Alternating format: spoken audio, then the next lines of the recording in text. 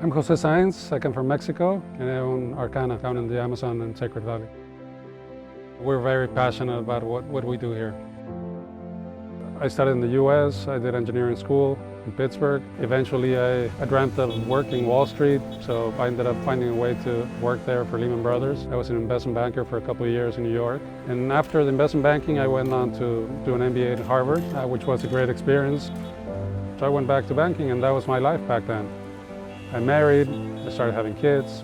I had, plenty of money, and I was depressed. I had the perfect storm brewing up, and that led to a divorce.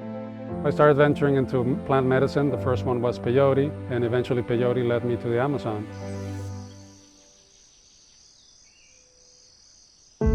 I came to the Amazon to do ayahuasca, I would say, around 6 years ago, and ayahuasca completely changed my life. Imagine something you would work through years in psychotherapy, you can get it done in a week or two. Nowadays, with the growth of plant medicines and ayahuasca becoming this very popular medicine and making the news worldwide, we also believe that it's very important to do it in a responsible way. The most common causes that people come here for is depression, social anxiety, PTSD, sexual abuse, trauma, people with suicidal tendencies. The medicine really works its magic in all of these cases.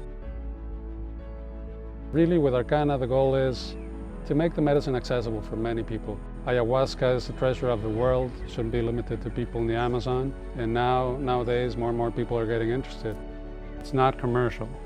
It's something that really heals people. So we want to make it as easy as possible, and really to act as a bridge between the shipibos, who are the gatekeepers of the medicine, and the people that come seeking healing.